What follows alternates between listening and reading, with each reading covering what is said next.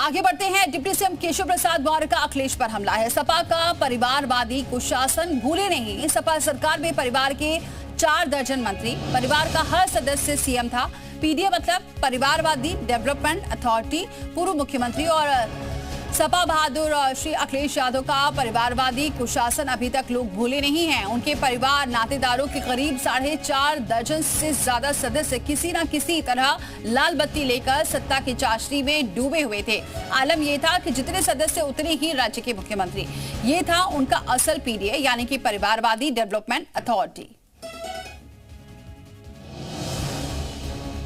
तो deputy CM Keshav Prasad Maurya ने एक बार फिर से अखिलेश यादव पर निशाना साधा है और परिवारवाद को लेकर निशाना साधा है। कहा है परिवार के 4 दर्जन मंत्री थे जो किसी तरह लाल बत्ती लेकर सत्ता की चाशनी में डूबे रहे हैं। पीडीए मतलब परिवारवादी डेवलपमेंट अथॉरिटी। तो डिप्टी सीएम केशव प्रसाद मौर्य लगातार अखिलेश यादव पर हमला बोलते रहते हैं। एक बार फिर से उन्होंने सोशल मीडिया साइट एक्स पर अखिलेश यादव पर हमला बोला है और पीडीए का मतलब एक बार फिर से बताया है। इस बार बताया है कि पीडीए मतलब परिवारवादी डेवलपमेंट अथॉरिटी और साथ ही ये भी लिखा है। विशाल हमारे साथ इस खबर पर भी बने हुए। विशाल, लगातार केशव प्रसाद मौर्य अखिलेश यादव पर हमला बोलते रहते हैं। एक बार फिर से हमला बोला है परिवारवाद को लेकर, साथ ही पीडीए को लेकर।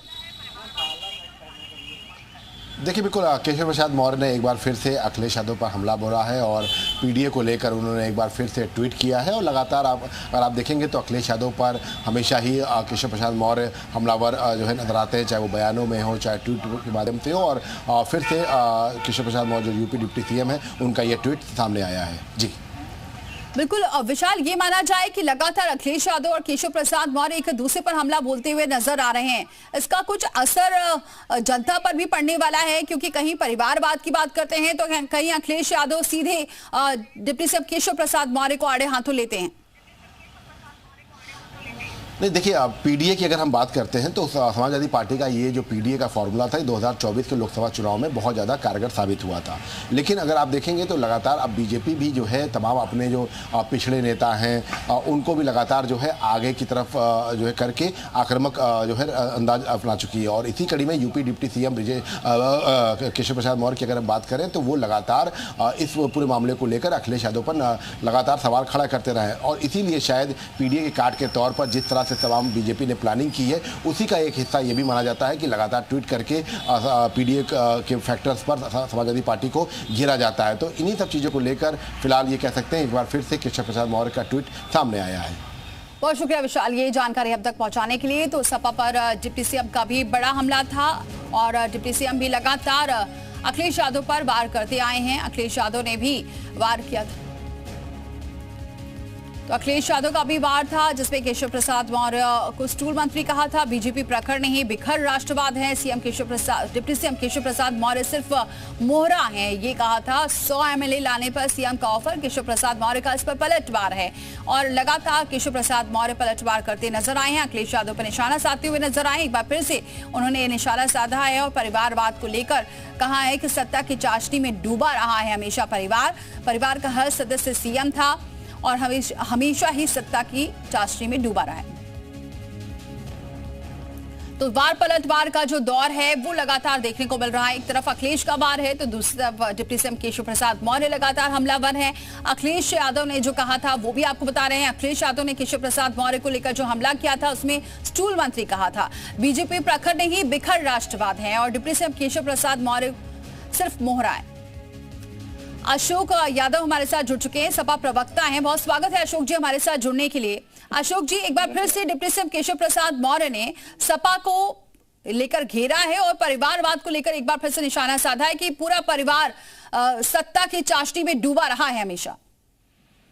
इस देश में सबसे बड़ा परिवार अगर कोई है जो इस देश के सबसे बर्बादी का कारण बना है तो वो संघ परिवार है। ये संघ परिवार ही इस देश में सामाजिक न्याय के खिलाफ अपने स्थापना काल से लेकर के आज तक काम करता आ रहा है। और रह गई बात केशव प्रसाद मौर्य जी की, केशव प्रसाद मौर्य जी राजनीति में अप्रासंगिक हो चुके हैं। उनको न तो दिल्ली में कोई पूछ रहा है न तो लखनऊ में कोई पूछ रहा है। अरे डिप्टी सीएम है अशोक जी, ऐसे कैसे आप बोल सकते हैं? नहीं, देखिए केशव प्रसाद मौर्य जी पूरी तरह से राजनीति में अप्रासंगिक हो गए हैं। अपनी प्रासंगिकता को साबित करने के लिए गाहे बगाहे इस तरह हमारे राष्ट्रीय अध्यक्ष जी के ऊपर कोई न कोई बिना मतलब की बात करते रहते हैं ताकि राजनीति में उनकी चर्चा चलती अशोक जी, लेकिन सपा में तो सदस्य तो हैं ही सपा परिवार के, इसमें तो कोई दो राय है ही नहीं, इसको कैसे आप नकार सकते हैं? नहीं, समाजवादी पार्टी में जो भी नेता लोग हैं, चाहे वो राष्ट्रीय अध्यक्ष जी के परिवार के हों चाहे पीडीए परिवार के हों, ये लोग जनता द्वारा चुने गए हैं। एक मनोनयन किसी का नहीं हुआ है और जनता अगर टिकट तो दिया गया तभी चुने गए ना अशोक जी। लेकिन केशव प्रसाद मौर्य ने जो कहा है उसमें क्या गलत है?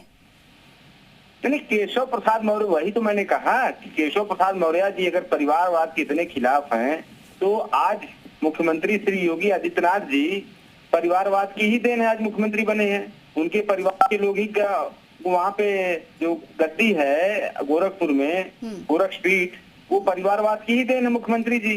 और परिवारवाद की ही देन आज बीसीसीआई के चीफ बने हैं जय शाह जी, परिवारवाद की ही देन है भारतीय जनता पार्टी में लगभग 1 दर्जन से ज्यादा लोग। तो इन परिवारवाद पे उनको कोई समझ में नहीं आती। भारतीय जनता पार्टी के तमाम अशोक जी हमारे साथ बने रहिए। ओपी सिंह जी हमारे साथ जुड़ चुके हैं, बीजेपी प्रवक्ता। ओपी सिंह जी, बहुत स्वागत है जुड़ने के लिए। ओपी सिंह जी, अशोक यादव जी हमारे साथ जुड़े हुए हैं, सपा प्रवक्ता। वो तो ये कह रहे हैं कि हमारा परिवारवाद तो ठीक है, लेकिन यहाँ तो सीएम योगी को ही परिवारवाद में घेर रहे हैं। अशोक यादव जी क्या बोलेंगे? जो जिस पार्टी की स्थापना ही परिवारवाद के कारण हुई है, आप बताइए 1992 में जो समाजवादी पार्टी की स्थापना हुई, आज तक इनके कितने राष्ट्रीय अध्यक्ष हुए? आज तक इनके परिवार के अलावा कितने मुख्यमंत्री हुए? आज तक इनके परिवार में जितने सदस्य हैं वो किसी पदों पर है कि नहीं? जब 2024 के लोकसभा चुनाव का जब टिकट का बंटवारा हुआ तो अखिलेश यादव ने पहला 5 टिकट जानती है किसको दिया? अपने परिवार के सदस्यों को। आज लोकसभा, राज्यसभा, विधानसभा देखिए पूरा परिवार ही तो छाया हुआ। और स्वयं अखिलेश यादव जी परिवारवाद और वंशवाद की उपज है। अगर ये परिवारवाद वंशवाद के उपज न होते तो न तो उत्तर प्रदेश के मुख्यमंत्री हुए होते और न तो ये राष्ट्रीय अध्यक्ष हुए होते। ये हमारे पार्टी का आरोप जो है सो है ही है। ये पूरा प्रदेश और दुनिया जानती है कि ये जो है समाजवादी पार्टी जो सैफई कुनबा है, ये परिवारवाद की जो है इससे बड़ा ज्वलंत उदाहरण नहीं है। और आपको मैं एक बात दावे के साथ कह सकता हूँ कि भारतीय जनता पार्टी को छोड़ करके इस देश के अंदर कोई भी लोकतांत्रिक पार्टी नहीं है। ये भारतीय जनता पार्टी के ऊपर आरोप लगाते हैं। बताइए ना, कितने मुख्यमंत्री के बेटे हमारे मुख्यमंत्री, कितने प्रधानमंत्री के बेटे प्रधानमंत्री हुए? अशोक यादव जी, बड़ा देखिए, बड़ा हास्यास्पद लगता है कि परिवारवाद की परिभाषा ये लोग अपने हिसाब से गढ़ते हैं। जो परिभाषा भारतीय जनता पार्टी के लोग गढ़ेंगे, परिवार का जो ठिकरा जो है उसी लोगों पे फूटेगा।